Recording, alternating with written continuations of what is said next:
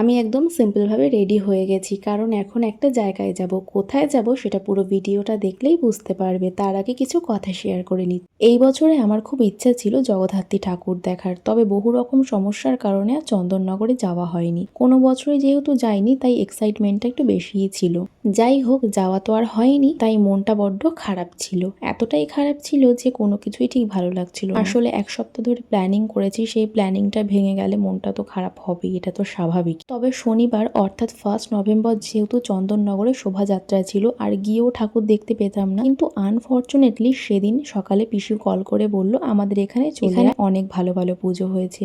কিন্তু সেসব কথা আমার মাথাতেই ছিল না যে ওখানে খুব ভালো পুজো হয়। কিন্তু একটা জিনিস বুঝলাম, আমার হয়তো পিসির বাড়িতে এসেই ঠাকুর দেখাটাই কপালে ছিল, তাই এতদিন খুব ইচ্ছে থাকা সত্ত্বেও আমি যেতে পারিনি। শেষ পর্যন্ত আমি পিসির বাড়িতে গিয়েই ঠাকুর দেখতে বেরিয়ে পড়েছি। তবে এতদিন শুধু শুনেছি, কিন্তু আজ নিজের চোখে দেখছি। আর একটা ঠাকুর দেখে 2 পা হাঁটতে না হাঁটতেই আরেকটা ঠাকুর। প্যান্ডেলগুলো যেমন সুন্দর তেমনই ঠাকুর আর লাইটিং তো আছেই। আর আমি কোনোদিনও এতটা এনার্জি নিয়ে ঠাকুর দেখিনি। পুরো বাউরিয়া স্টেশন থেকে পাঁচলা পর্যন্ত আর অলিগলি তো আছেই, সব ঠাকুরই দেখেছি মোটামুটি। আর যাওয়ার সময় তো লাফিয়ে লাফিয়ে চলে গেছি, কিন্তু ফেরার সময় অবস্থা খারাপ হয়ে গেছিল। পায়ে এতটাই ব্যথা হচ্ছিল যে খুবই কষ্ট হচ্ছিল। তাও বহু ঠাকুর দেখেছি, মানে এত ঠাকুর আমি কোনো পুজোতে দেখিনি আজ পর্যন্ত। জগদ্ধাত্রী মা বলছে হয়তো আমাকে না দেখার জন্য এত কষ্ট পেয়েছিস, নে শেষ মুহূর্তে এসে কত দেখবি, দেখে নে। ঠাকুর দেখায় এতটাই মগ্ন হয়ে গিয়েছিলাম যে খাওয়া দাওয়া তো সেরকম কিছুই করিনি, জাস্ট ফুচকা আর আইসক্রিম খেয়েছিলাম।